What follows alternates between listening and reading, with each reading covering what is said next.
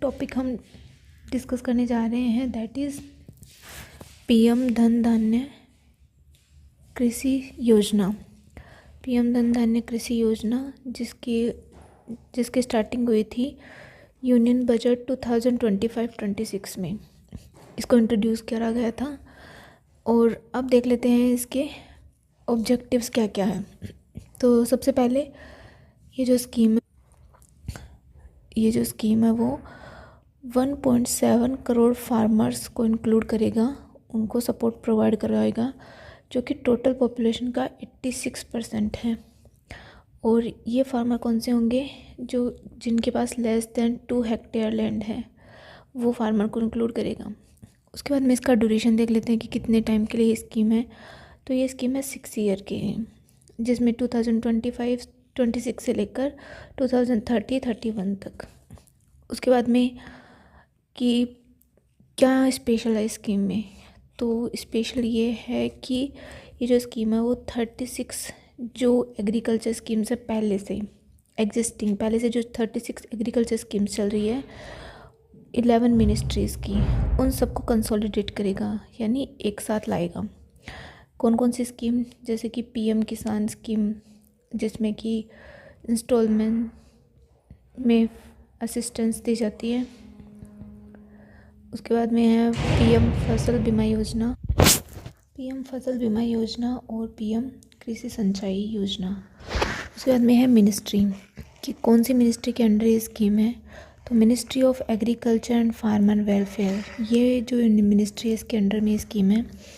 उसके बाद में कवरेज, कि कितना कवरेज है, तो ये 100 जो अंडर परफॉर्मेंस डिस्ट्रिक्ट हैं उनको कवर करेगा। एक्चुअल में जो ये स्कीम जो 100 अंडर परफॉर्मिंग डिस्ट्रिक्ट्स हैं उनको कवर करेगा। और ये एक्चुअल में जो नीति आयोग का एस्पायरेशनल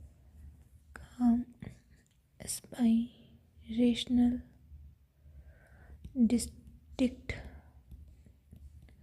प्रोग्राम है, उसका पार्ट है, उससे इंस्पायर्ड है।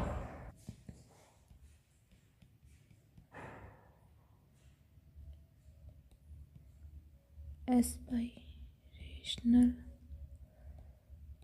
डिस्ट्रिक्ट प्रोग्राम से इंस्पायर्ड है।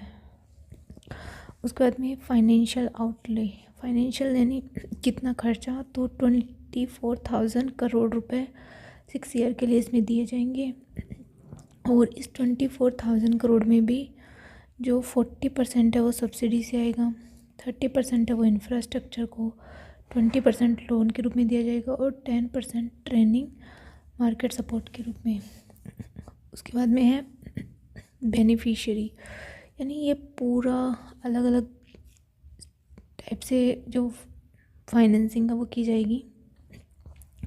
उसके बाद बेनिफिशियरी, तो beneficiary small and marginal farmers, women farmers, और जो farmer producer organization, farmer producer organizations क्या होते हैं? एक्चुअल में 10-15 जो फार्मर्स हैं वो ग्रुप बनाकर एग्रीकल्चर करते हैं, उनका मतलब एक ग्रुप होता है, तो इसे बोलते हैं farmer producer organization. Farmer producer organization से इनकी जो पावर है अपना एस्पेक्ट रखने की, वो स्ट्रॉन्ग हो जाती है। उसके बाद में है इस स्कीम का सिग्निफिकेंस क्या है। तो सबसे पहले तो फार्मर्स को फाइनेंशियल हेल्प मिलेगी। तो हमारा जो ऑब्जेक्टिव था डबलिंग फार्मर्स की इनकम को डबल करना, वो सक्सेसफुल हो जाएगा। उसके बाद में इरिगेशन सब्सिडी मिलेगी, तो इरिगेशन मानसून पे डिपेंड नहीं रहना पड़ेगा। उसके बाद में है स्टोरेज सिस्टम, तो जैसा कि पता है कि हमारी कंट्री में जो फूड प्रोसेसिंग है